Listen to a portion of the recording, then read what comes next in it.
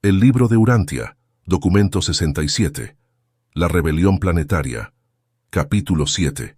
Las repercusiones remotas del pecado. Las consecuencias personales, centrípetas, del rechazo intencional y persistente de la luz por parte de la criatura son tanto inevitables como individuales y únicamente les atañen a la deidad y a aquella criatura personal. Tal cosecha de iniquidad, que destruye el alma, es el fruto interno de la criatura volitiva inicua. Pero este no es el caso en lo que concierne las repercusiones externas del pecado. Las consecuencias impersonales, centrífugas, de abrazar al pecado son tanto inevitables como colectivas y le atañen a toda criatura que funcione dentro del ámbito afectado por tales acontecimientos. 50.000 años después del fracaso de la administración planetaria, estaban tan desorganizados y retrasados los asuntos terrenales que había avanzado muy poco la raza humana más allá del estado general de evolución que existía al llegar Caligastia 350.000 años antes. En ciertos aspectos se habían hecho progresos, en otros aspectos se había perdido mucho terreno. Los efectos del pecado nunca son puramente locales. Los sectores administrativos del universo son organismo. La condición de una personalidad, hasta cierto punto, debe ser compartido por todos.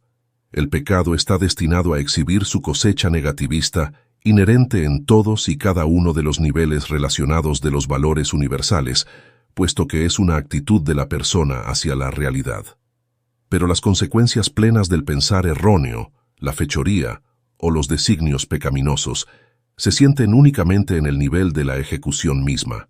La transgresión de la ley universal puede ser fatal en el ámbito físico sin implicar gravemente a la mente o sin menoscabar la experiencia espiritual. El pecado está cargado de consecuencias fatales para la supervivencia de la personalidad solo cuando es la actitud de todo el ser, cuando representa la elección de la mente y la volición del alma. La maldad y el pecado visitan sus consecuencias en ámbitos materiales y sociales, y a veces hasta pueden retardar el progreso espiritual en ciertos niveles de la realidad en el universo. Pero jamás el pecado de ningún ser le roba a otro la realización del derecho divino de la supervivencia de la personalidad. La supervivencia eterna puede peligrar solo por las decisiones de la mente y la elección del alma del individuo mismo. El pecado en Urantia retrasó muy poco la evolución biológica, pero sí sirvió para privar a las razas mortales del pleno beneficio de la herencia adánica. El pecado retarda sobremanera el desarrollo intelectual, el crecimiento moral, el progreso social y la consecución espiritual de las masas, pero no impide el máximo logro espiritual de cualquier individuo que opte por conocer a Dios y hacer con sinceridad su voluntad divina.